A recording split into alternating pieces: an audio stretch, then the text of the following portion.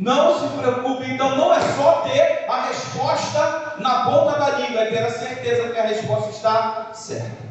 O texto que nós lemos é o encontro do apóstolo Judas Iscariote com os saduceus. É o momento onde ele vai fazer uma negociação que vai mudar a história, inclusive a dele. Ele está negociando aqui para entregar Jesus, mas eu não vou abordar com você a respeito de todo o cenário que a gente já conhece sobre Judas, mas eu quero olhar apenas duas passagenzinhas. Eu quero olhar a experiência, não de Judas o traidor, não de Judas o ladrão, não de Judas o desprezível, o suicida, não de Judas o filho do diabo, mas de Judas o apóstolo. O apóstolo Judas.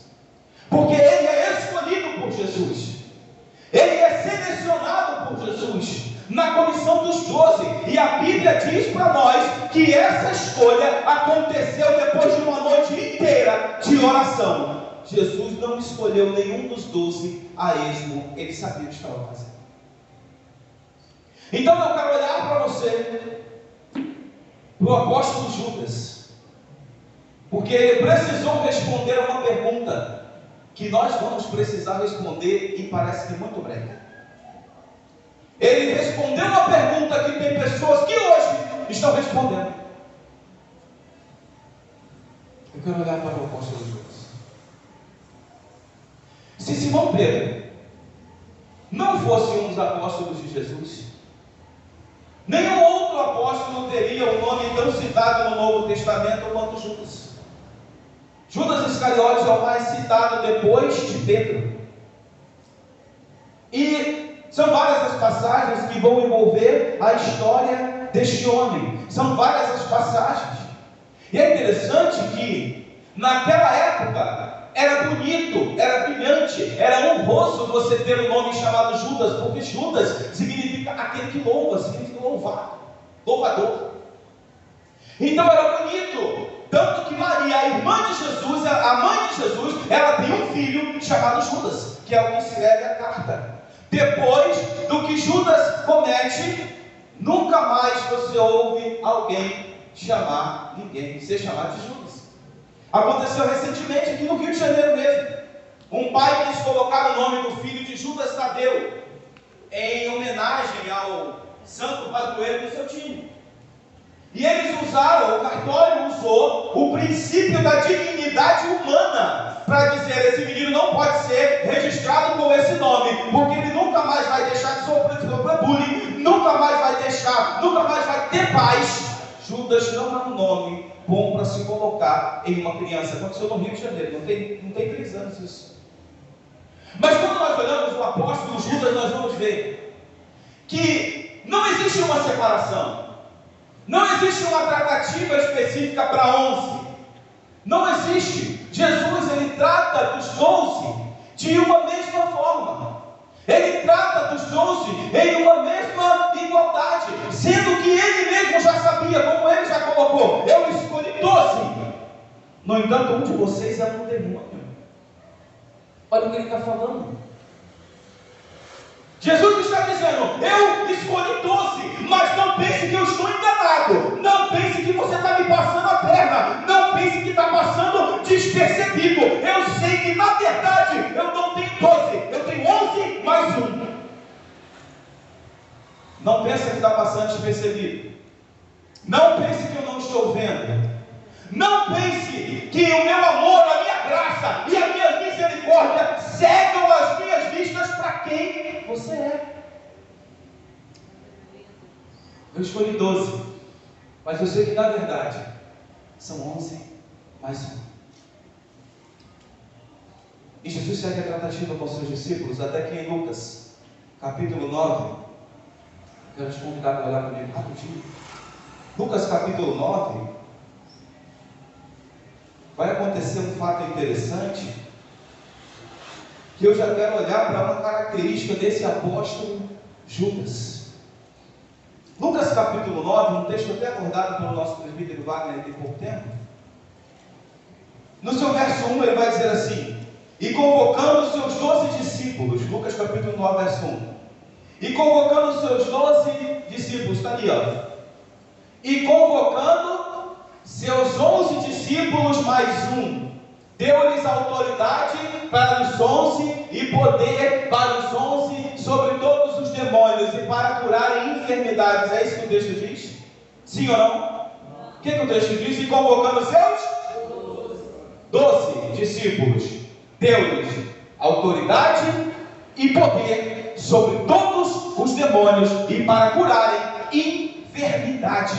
Judas, o apóstolo, ele não só presenciou milagres fantásticos, ele não só presenciou libertações improváveis, ele não só presenciou a força da obra, da palavra de Deus, mas ele também executou, ele também foi instrumento de Deus, ele também expulsou demônio, ele também curou enfermos pelo poder que foi recebido pelo Senhor Jesus. E convocando os seus 12, deu-lhes autoridade e poder sobre todos os demônios. Sabe o que é isso, gente? Autoridade é uma coisa, poder é outra. Autoridade é algo que vem de fora para dentro. É quando as pessoas respeitam. Poder é uma coisa que vem de dentro para fora. É quando, independente da pessoa responder e respeitar, você tem. Poder não está submetido ao respeito de ninguém. Autoridade está. Poder não.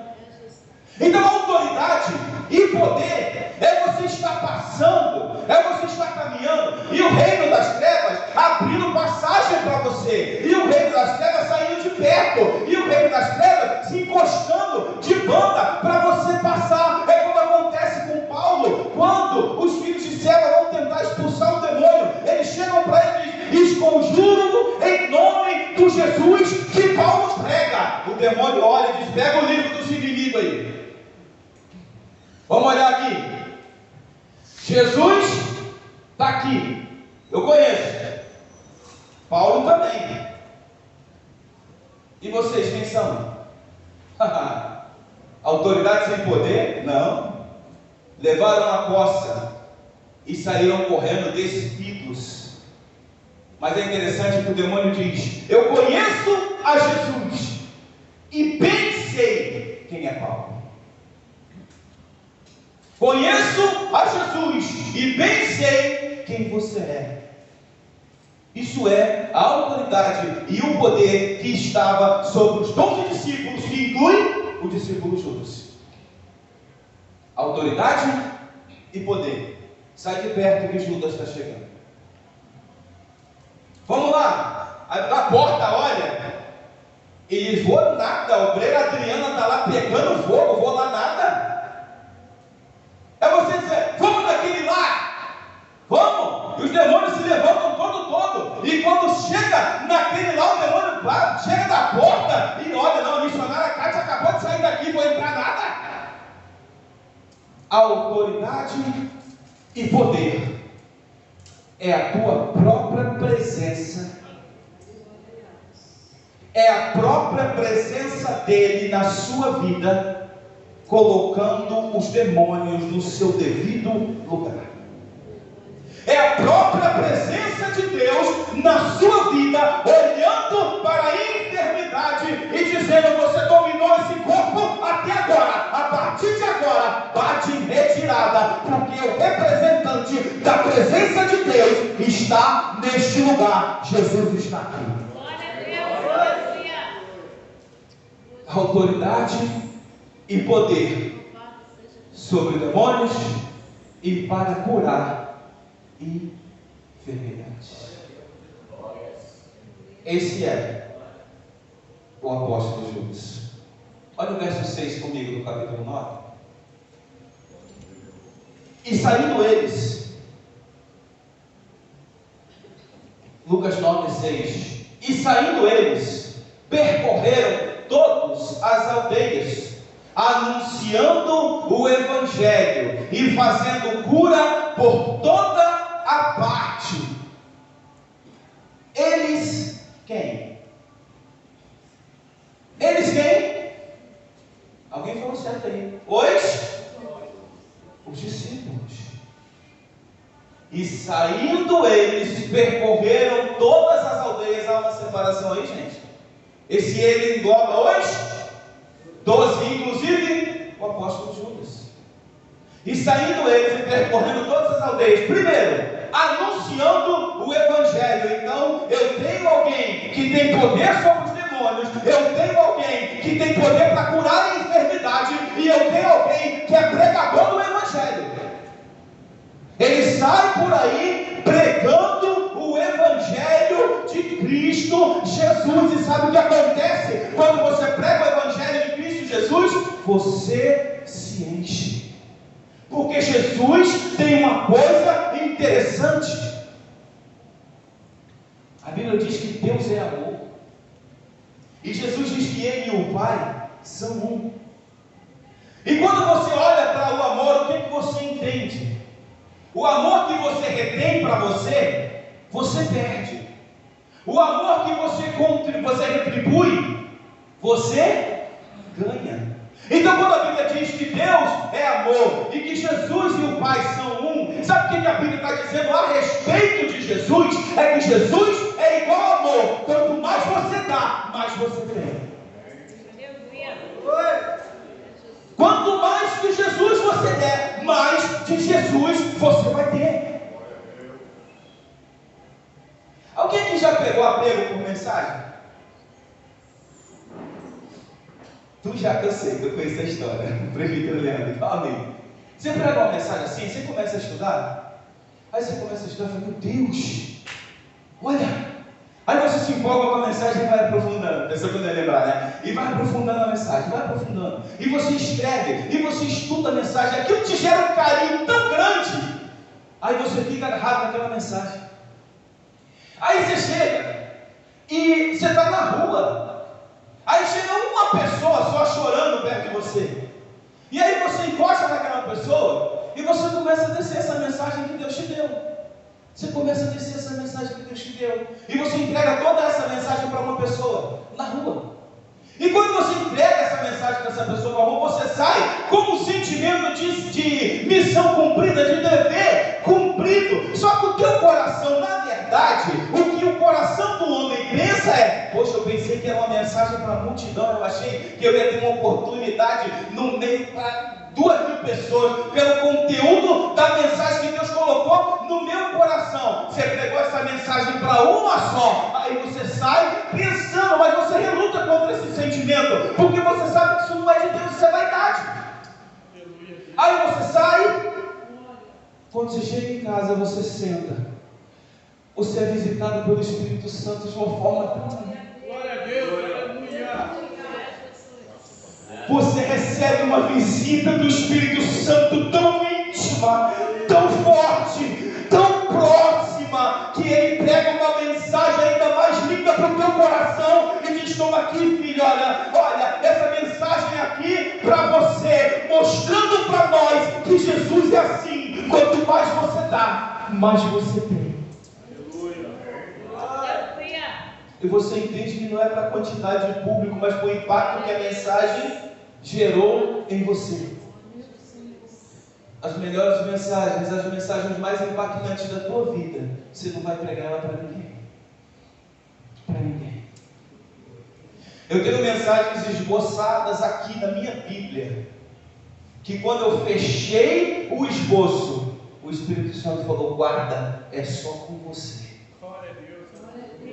Eu achando que eu ia voar por aí. Guarda, é só para você. Porque Jesus, quanto mais você dá, mais você tem. Eu estou falando da experiência do apóstolo Judas, anunciando o Evangelho e fazendo cura. Irmão, tu sabe o que é tu estender a mão sobre uma pessoa e essa pessoa na hora testificar para você que foi curada? Tu sabe o que é tu estender a mão sobre uma enfermidade e a pessoa dizer: essa enfermidade foi embora? O apóstolo Judas sabe o que é isso. O apóstolo Judas sabe com riqueza de detalhes o que é isso. No entanto, e a gente chega onde eu queria nessa noite. No entanto, no momento em que a questão mais importante da vida do crente está diante de Judas, ele dá uma resposta errada. Ele não teve resposta. O texto vai dizer que ele chega diante dos saduceus e diz para eles: me diz quanto vocês querem pagar por ele e eu o entregarei. Um homem que expulsou demônios, um homem que curou enfermo, um homem que viajou pregando o Evangelho, um homem que foi respeitado por Jesus Cristo, um homem que foi tratado por Jesus, um homem que vivenciou milagres, vivenciou coisas, porque lá no livro de João 19:30 vai dizer que ainda tem muitas coisas que Jesus fez e não está escrita, mas Judas viu. Ainda tem muitas coisas que aconteceram que nós não sabemos, mas Judas viu. Só que mesmo assim, esse homem não sabia o valor que Jesus tem. E a pergunta que cai para nós nesta noite: quanto é que custa o teu Jesus? Quanto que custa Jesus para você? Porque daqui a pouco você vai ser perguntado: quanto é que vale o teu Jesus? Judas não tinha uma proposta. Eu acho que o que há de mais humilhante não é ele chegar diante dos saduceus para vender. O que há de mais humilhante é ele chegar diante dos saduceus e dizer: me dá o valor que vocês acham que ele vale. Porque tem gente fazendo isso, gente. Tem gente fazendo isso. E dói para você ouvir, só que dói para a gente falar. Só que hoje de manhã, tinha pessoas que não puderam estar na Santa Ceia, mas tinham pessoas que não estavam na Santa Ceia, porque tinha algo de maior valor do que Jesus. Já foi perguntado e deu uma resposta errada. Sabe quando que essa mensagem veio no meu coração? Na regional de adultos, bispo. Estava também com a gente, tá? Não, estava com a gente na regional de adultos, na última. Jogo do Flamengo. Final da Libertadores. Algumas pessoas pegaram o microfone campeãs, mas irmãos, brilha os holofotes, abre as cortinas, acende a luz para cá, porque eu não fui ver o jogo, eu preferi estar na casa de Deus. E tu acha que Deus esperava o quê?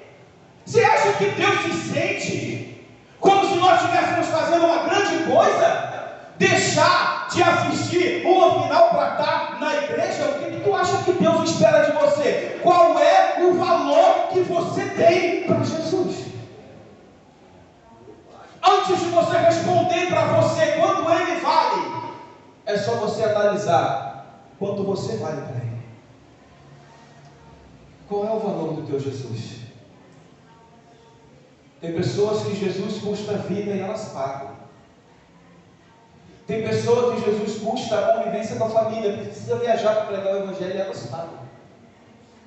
Tem pessoas que Jesus custa um capítulo de novela e elas não pagam. Tem pessoas que Jesus custa uma maratona de série e elas não pagam. Não pagam. Porque precisa chegar até o final.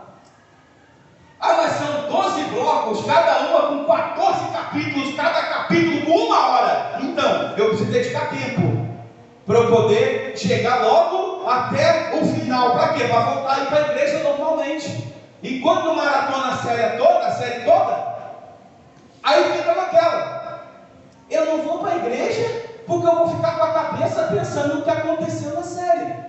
Jesus custa um capítulo de série, a pessoa não quer pagar. Não quer pagar. Eu vou replicar uma coisa aqui, meu irmão. Se tem uma coisa que te chateava, é quando o teu papai ou a tua mamãe vinha em você e dava aquela lapada, pá! Aí você saía todo... O que te irritava não era a bolacha que você levava. O que te irritava é quando teu pai falava assim: olha, é pro teu bem, eu faço porque eu te amo. É isso que tira do sério. Aí você cresce e vira pai, dá-lhe uma bolacha no filho, e qual é o teu discurso?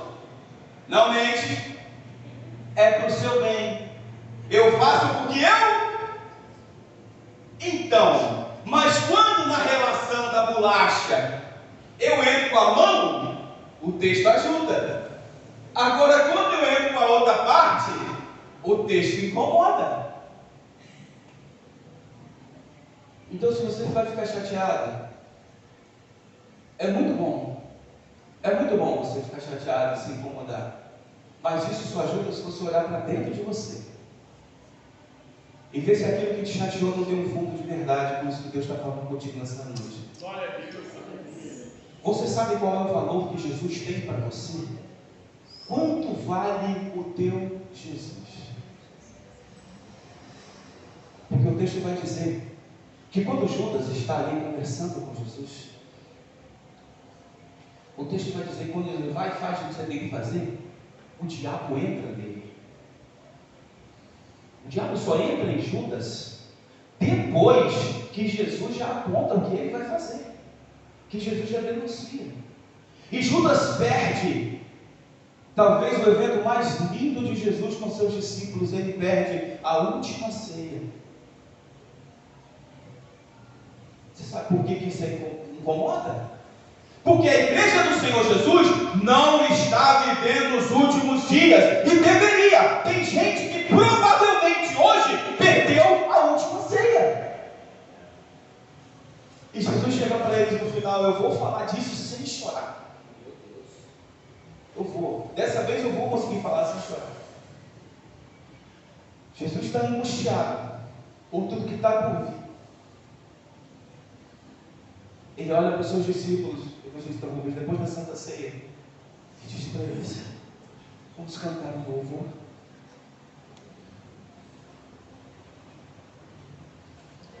Vamos cantar um louvor. A primeira coisa que eu vou perguntar para Jesus quando eu chegar lá em cima: qual foi a música que vocês cantaram naquele dia? Seja qual for, a maior tristeza de Jesus naquela hora talvez não era o que estava por vir. A maior tristeza de Jesus naquela hora era que Judas não estava mais ali. Alguém revestido de poder, alguém com virtude, alguém que curava enfermo, que expulsava demônio, que pregava a palavra de Deus, que viu milagres que nem a Bíblia relata. Esse alguém não sabe quanto Jesus vale para ele. E o texto diz que o diabo entrou. E você sabe qual é o problema, irmão? O diabo não causa estrago na entrada. O texto diz, a Bíblia diz que ele vem como um ladrão. Como que o ladrão vem? Acorda! Bora, abre a porta aí que eu estou entrando. É assim. Ele vem sorrateiramente. O problema não é que ele causa estrago quando ele entra, ele causa estrago quando ele sai. É quando vem a conta que o estrago vai fazer diferença. Judas tem um choque de realidade. Ele se arrepende, ele reconhece e ele faz o que Jesus fala em Éfeso: volta lá, lembra-te de onde você caiu. Ele volta diante do cenáculo, ele bate na porta e ele vai dizer para os saduceus: olha, eu peguei entregando sangue inocente, eu não quero mais esse dinheiro. Os caras: olha, esse é problema seu contigo. Ei, mas nós não fizemos um acordo na hora de vender e agora eu fico a culpa toda sozinho. O estrago não é quando entra, é quando ele sai. Uma vez, nós vimos isso aqui na escola bíblica, eu estou encerrando. Um amigo meu, ele foi com os amigos de trabalho, na época ainda quando estava no mundo, e chegou num bar, né? E ele sentado, esse meu amigo e mais esses amigos sentados, e olharam, estava escrito assim, grandão: shopping a R$1. Aí esse amigo olhou, a pessoa olhou e falou assim: um sabadão desse? Uma promoção dessa? Ai, a gente não vai embora hoje. Aí eles esticaram o pé sentado e vambora. E a gente eles bebiam chopp um de canudinho no copo do outro, e foi uma farra, 2h da manhã, e eles lá sentados, daqui a pouco, ele chegou pro garçom e falou assim: garçom, manda a conta. O garçom veio para a conta. R$ 680. Aí a gente olhou, aí eles olharam e falaram assim: R$ 680 a conta? Ah, mas hoje não é R$ 1. Aí o cara falou: não, está ali, ó. Aí estava escrito assim, letra grandona: chopp R$ 1. Aí embaixo estava escrito assim: toda terça-feira. Mas sabe o que pegava? E é isso que eu quero que você entenda, porque o diabo faz isso. É que na tua cabeça você imaginou o cartaz escrito grandão, chopp é R$ 1, e embaixo pequenininho, toda terça-feira. Foi isso ou não foi que você imaginou? Só que o mesmo tamanho que a letra estava em cima, ela estava embaixo. A gente ficou tão empolgado com a oferta que a gente não se preocupou com a conta. É assim que o diabo está fazendo. Ele está ofertando na cara, mas ele também está colocando a conta na cara. E tem gente que está tão deslumbrado com a oferta que esquece de olhar que é só terça e hoje é sábado. Vai pagar mais do que estava preparado para pagar.